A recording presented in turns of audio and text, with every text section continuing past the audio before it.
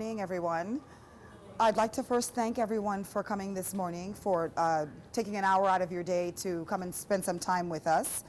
And the first thing I'd like to mention is that it's no coincidence that anyone is here, especially those of you who just have just kind of shown up. Whatever reasons you might tell yourself that you're here, you'll learn today that your soul created this moment, and it created it for a very specific purpose. That purpose is always for your own good. You're drawn here today at this time, very specific purpose, as I said, because there are no coincidences in the universe. There are no accidents. Today, what we're going to learn what is the law of attraction, how it works. You will learn how to consciously create your life's desires, and the 3 crucial steps you'll need to take to get there. Above all, you'll learn that we are all one with our universe, and there are universal laws that govern everything that we do. These universal laws, they are never mistaken, they never err, not even once. They're so perfect that if you were to align yourself with them, you would have so much prosperity that it would be coming out of your ears. I'd like to just take a couple of minutes to introduce myself. My name is Corrine Bartholomew. You may ask yourself, what is your intention today? What is it you're doing here? Why are you here? The main reason that I'm here is to give back some of what I've been given. The journey that I've undertaken to self-awareness, to self-empowerment, has not been an easy one. And there's several people in this audience that can tell you there's been many challenges in my life. However, I began the journey of self-empowerment in a very traditional route with therapy and so on and so forth. But along the way, I began to pick up some different ideals. I was introduced to the law of attraction, and I began to put 2 and 2 together. I began to see how my thoughts was creating my feelings, and that was creating my actions. Some of those actions were very self-destructive until I became aware of the connection between what I said, between my thinking and between my behavior. Once I began to consciously change my thinking, my life began to change. Once I began to vibrate at a different level, once I began to vibrate to goodness, goodness began to come into my life. So the reason that I'm here today, like I said, this seminar is totally free. I cannot keep all this knowledge that I have gotten. I cannot keep it inside. So it's my gift, the gift from the universe that's been given to me, and today I'm going to give it back to you. So if I can just take a moment, I don't know if there's anyone that would like to say what their expectations are. What are your expectations from today? And I'm asking for a reason, because you'll find out very shortly how your expectations are going to determine, how your thoughts are going to determine what sort of experience you'll have today. So is there anybody that would like to volunteer? If you saw, especially if you called and registered, what exactly were your expectations for today? Any brave soul out there? Anyone? Okay, that's all right. That's okay. What I'd like to do, I'd like to just ask that everyone keep a spirit of open-mindedness as we proceed, because some of the concepts that I'll cover may be things that you are unfamiliar with. Again, just because you're unfamiliar with a concept does not mean that it doesn't exist. There's actually a quote that says, "Absence of evidence is not evidence of absence." So please keep an open mind as we proceed. If you think you can do a thing, or you think you can't do a thing, you're right. That was said by Henry Ford, the founder of the Ford Motor Company, American philanthropist and businessman. I am the master of my fate. I am the captain of my soul. William Ernest Henley, modern British poet. Until you make the unconscious conscious, it will direct your life, and you will call it fate. Thought creates fate. When thought is changed, fate is changed. When thought is fixed, fate is fixed. You don't need to go to a psychic. You don't need to go to a fortune teller for them to tell you your future. The best way to predict your future is to create it.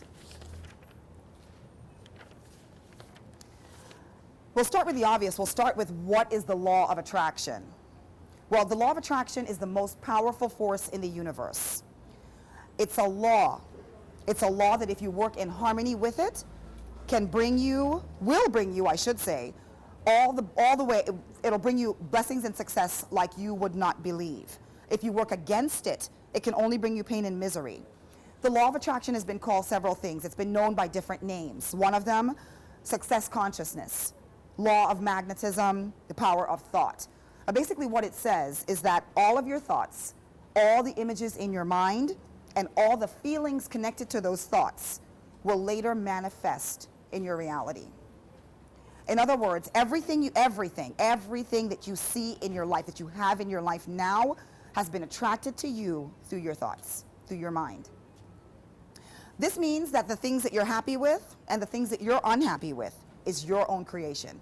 This is really a course in ultimate self-responsibility, because I'm hoping that once you leave here, you will realize that you will no longer be able to point the finger at anyone for what is happy or what is unhappy in your life, because you are creating it. Maybe you've been doing it very unconsciously, but today I'm going to show you how you're going to do it consciously from now on. If you ever heard the old saying, like attracts like, that is actually a law that means that you attract what you are or what you vibrate to. If you think of life as energy, energy is something that is constantly in motion. It's constantly vibrating. Thoughts are energy. So different thoughts vibrate to different things. Thoughts of goodness are going to attract or vibrate to other thoughts of goodness and bring you more goodness into your life. Lower level thoughts, thoughts of envy, thoughts of jealousy, thoughts of fear, thoughts of prejudice, thoughts of racism, very low vibration. You're going to attract thoughts and circumstances and events into your life that are in sync with that level of vibration. We are like very powerful, very, very powerful radio transmitters. We transmit, we also receive. So if you don't like what you see showing up in your life, you need to pretend like just change the station. And you can do that by changing your thoughts. Vibrate to a different level. If you truly knew the law of attraction and you applied it in your life daily, you would have so much power and so much control that it would be scary. The law is very simple. We attract whatever it is we choose to focus on. It doesn't matter whether it's good or bad. If you focus on bad things, you will attract more bad things into your life. But most importantly, what it means is that from now on, you can create your life consciously. You can start attracting only those circumstances that you desire and leave out any of those that you don't. One way to know, well, the most important way to know what it is if you are attracting good or bad, is to check your feelings. Our feelings are our soul's way of communicating with us. That is your spirit talking to you. If you're feeling good, it means you're having good thoughts. If you're feeling bad, it means you're having bad thoughts. It is absolutely impossible to feel good and have bad thoughts. That is absolutely contrary to the law of attraction, and the law of attraction does not ever, ever fail. So we'll move on to how it works. Excuse me. How it works. How you can use the law of attraction. How can you practice it? What steps do you need to take to use it? It may be hard to believe, but the steps are actually very, very easy. But you need to do them, you need to believe in them, and you need to believe in yourself, or they will not work. So, if we're ready, I'll go through these steps one by one. The first step in the law of attraction, the first step in conscious creation, is to ask. You have to ask with absolute clarity, because how on earth is the universe going to know what you want if you don't? You'll be sending out all kind of different signals, mixed signals. You have to get absolutely clear. You have to know what it is you want. If you're in doubt, if you're vague, if you're too general, you're not going to get anywhere. Well, you may, but you're not going to get there very quickly. And you may get a lot of mixed results because you're giving out mixed signals. So once you know what you want, then you'll be able to focus and concentrate just on that specific thought. I'm sorry, I forgot to say, in about 20 minutes or so, I'll open up the floor for questions and answers, but I encourage you to make notes on the agenda that I give you so that if you have burning questions, please write it down and I will do my best to answer them at the end of the presentation. Okay, so we said the first step was to ask, and to ask very clearly. The second step, once you have that thought, and you're focusing on that thought, you need to start visualizing that thought. You need to actually create a picture, a mental image in your mind so that you can see it, but you have to see it as though it's already in your possession. You have to understand what it is you're seeing, and you have to look at it as though you can actually reach out and touch it. When you visualize something, when you visualize the object of your desire, you begin to automatically vibrate to it. You automatically begin to vibrate to it. You send it out into the ether and out into the universe, and you're creating circumstances. These are things that you don't even have to worry about. You are creating circumstances that will attract back that object to you. So visualization is the second step. Don't just see the image. Feel it. Touch it. Let it become a part of you. Now, the third step is one that a lot of people find themselves having trouble with, and I'll go into exactly why a little bit later. But the third step is to allow it to be part of you. Like I said, I will explain why allowing is so difficult for some of us.